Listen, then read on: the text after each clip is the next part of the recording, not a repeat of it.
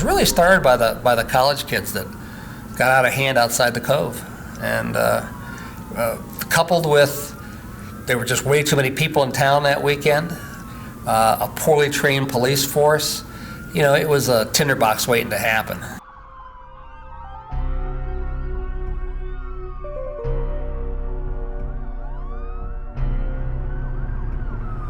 It was a time of the problem at Kent, the shooting at Kent State, and I think that's probably what kept it going.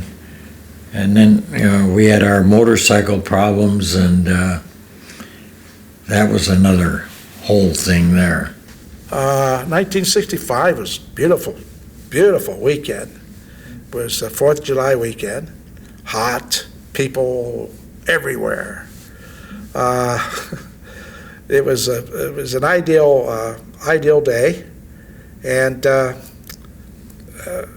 as I recall, I was so busy I was just taking care of my own business.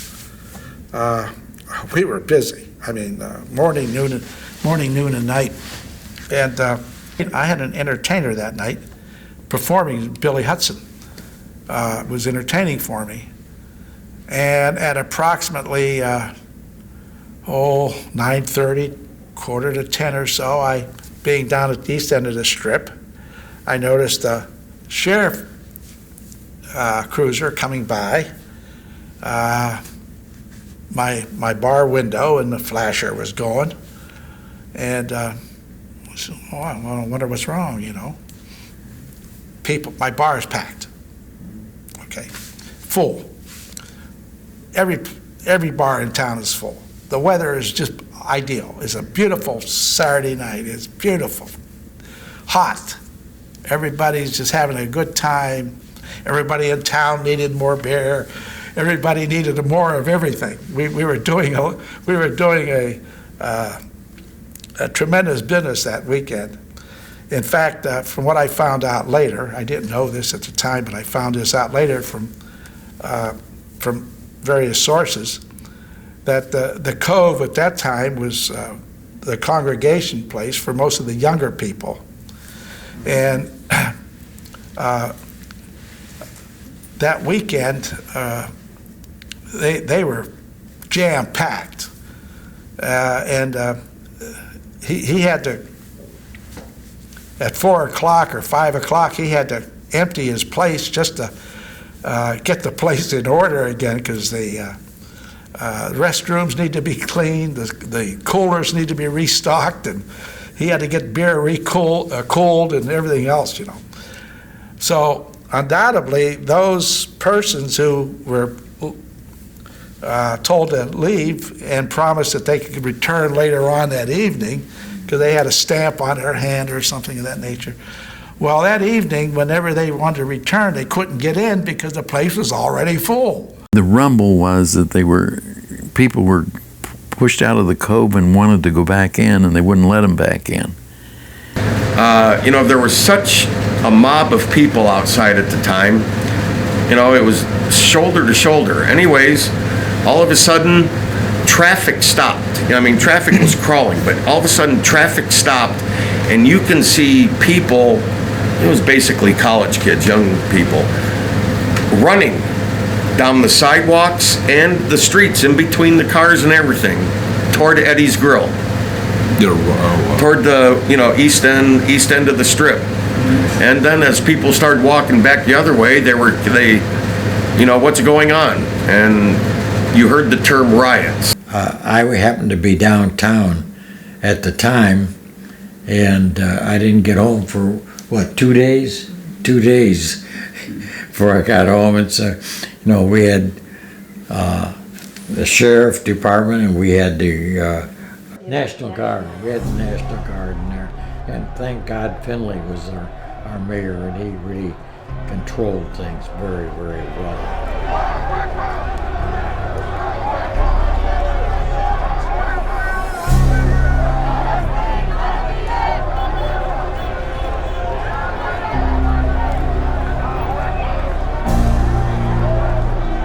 I was a councilman at the time. So I was made aware of what was happening. And it was blown out of proportion, but very noisy. Damage was at a minimum. And I recall that the sheriff was there, and they were just noisy down by the cove and in that area, in the Sunken Bar area. And Tom Fasula, Mr. Cool, who I knew before because he was the sheriff in Ashtabula County and my father in Trumbull County, and I had met him first at the jail in Trumbull County. And Tom says, you know, I have that police car that has been nothing but a lemon, and I don't know what I'm going to do with it. So he says, let's give him something to do. So he had two plainclothesmen take the police car down, and they pulled a picket off of a fence, each one of them, and start beating on the car. And he says, and the crowd got with it, and they got the idea, and they started pulling pickets off that fence, which was by one of those cottage places there, and we're beating on that car, right? And did it damage. And he says, there, now I can get the insurance to take care of it. And quite frankly, that was the only real damage that was ever incurred. I was acting as the booking man in the jail. And but we saw the results of it, and it was very, very noisy. The whole town was shut down. You couldn't come in from the east or the west, and unless you could show that you lived here. Mm-hmm. And we had probably 30 or 40 of them locked up in a couple of small cells. I mean, they were standing room only. Mm-hmm. And we had one fellow that had come in, and he was so noisy that you had to remember who he was. And I'm sitting there with the booking, and Fire Chief Eddie Cameron. I says, that guy that was walking out the door, he's one of the rioters. He says, he's an undercover man.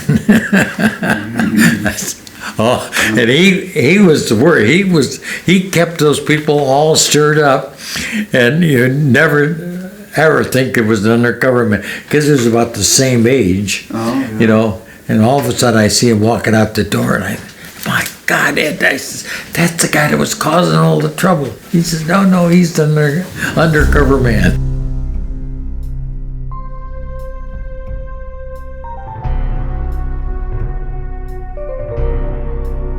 I'll never forget, our building was made out of metal. And I remember hearing this real loud tap. And here he was tapping the front. You know, Grandpa was making a pizza. He's tapping the window real hard, saying, close. Everyone is ordered to close. Oh, wow. We're calling in the state militia or the National Guard. And honestly, I forget how much time elapsed. All of a sudden, here comes the National Guard marching down Lake Road toward the east end of the strip. They're clearing people out as they walk. In other words, there's no one behind them as they walk, you know, outside of business people. Anyways, I remember standing outside, and this man, I don't know, I'm assuming it was an AR-15 or some type of rifle. He's walking down the street with it on his hip. He said, go home, everyone. Everyone is ordered to leave. Go home. Get in your cars. Go home. And he looked at me. He says, go home, son. I said, sir, I live down here. He says, go home. I remember him saying, we have the license to shoot. And that's when I turned around and walked in to the pizza shop and just sat down. You know, it's like, I'm staying right here. I remember my dad and my mom just hurriedly buttoning things up. They turned off the ovens, brushed off a few things. We hopped in our car and we went to the Howard Johnsons. Now, at this time, I remember seeing it was about 2:30, 3 o'clock in the morning. Yeah. We ate, or my parents had coffee or something, and then we got in the car after a couple hours. I want to say it was about 5 in the morning. We drove down Austin Road because 534 they actually had blocked off. Oh, wow. So we went over to Austin Road, got down to the end of Austin Road, and they wouldn't let us onto the strip. But my dad said, you know, we own a business down there. We want to see if it's okay, la da da, and they let us go. And they let us go down. And I remember going through there.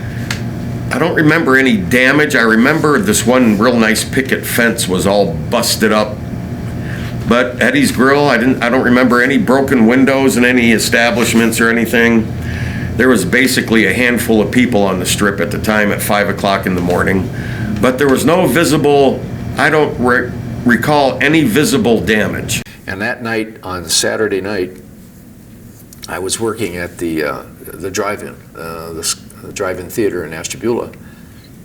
And I got off work, closed down the theater, and got off work, and came home through Geneva. Well, when I reached Lake Road West, which is now the road that goes into the state park, as you're going north on Route 534, before you enter the village limits, the road now bears off to the left. And in that vicinity, although the road location has changed, but in that vicinity, there was a roadblock.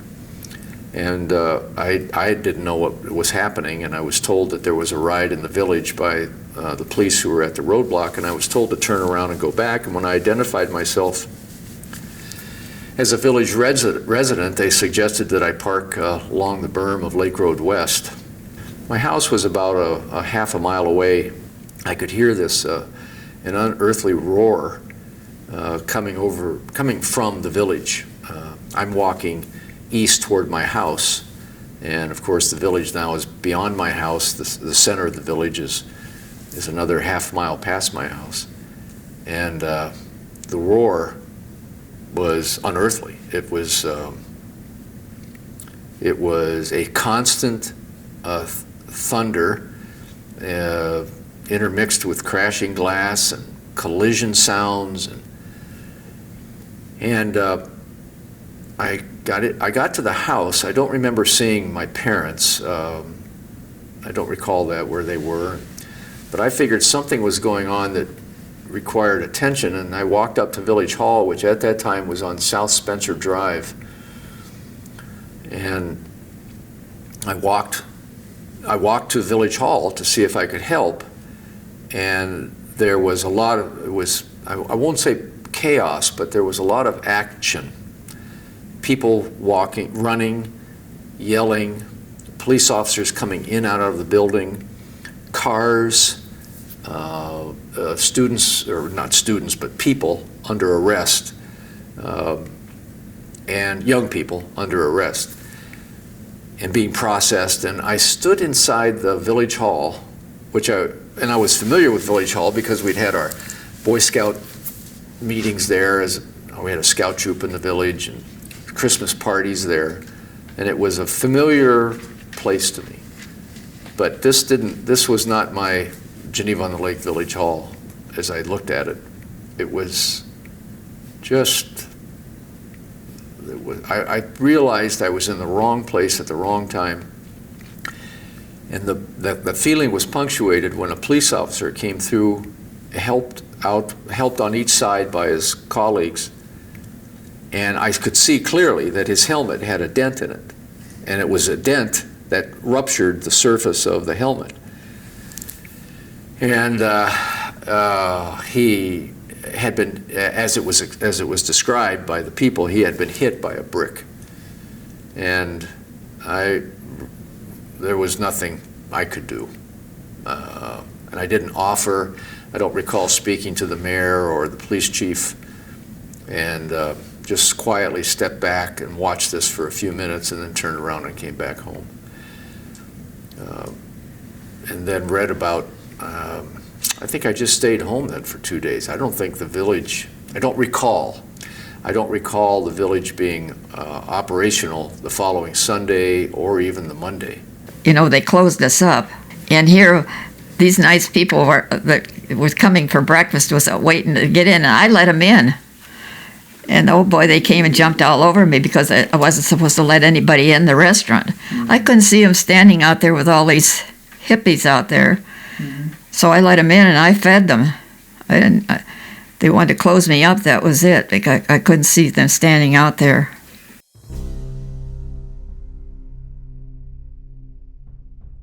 If you read the papers that same weekend and the next year, Russell's Point had the same problem. Russell's Point, Ohio had riots the same weekend we did.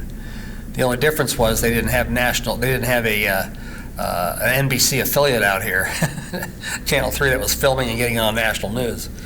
It definitely had an effect for several years, and the worst effect was that the Cleveland TV station ran a special on it every spring, on the riots at Geneva-on-the-Lake. They revived them every year to remind people.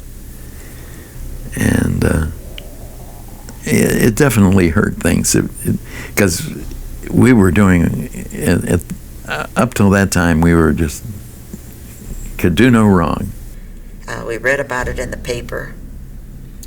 They talked about hecklers on the east end of town, and we found out later our neighbors used to sit out. Traffic would be lined up all the way out, almost Indian Creek on a busy weekend. And they'd sit out in the empty lot that's right across from our house now and near their cottage. And if anybody wanted a drink of water or wanted anything, they'd run in and get it. And I guess they were considered the hecklers. They weren't heckling anybody. But the write-ups in the paper had us worried that our cottages were gone, and we had just invested monies that we were working very hard to be able to pay off. And fortunately, it wasn't. Nothing like that occurred. But it's still, occasionally, we'll hear somebody make mention of the, having heard about the riots of the 60s. And I guess at that point, but it's built itself back up, and we're very fortunate. We have a lot of young blood working, trying to bring things into the lake. I know people have often said something about all the motorcyclists. I have nothing against motorcyclists. Our son rides, our grandson rides, our son-in-law rides. 99% of them are wonderful individuals. Just like you'll find other people that don't ride motorcycles.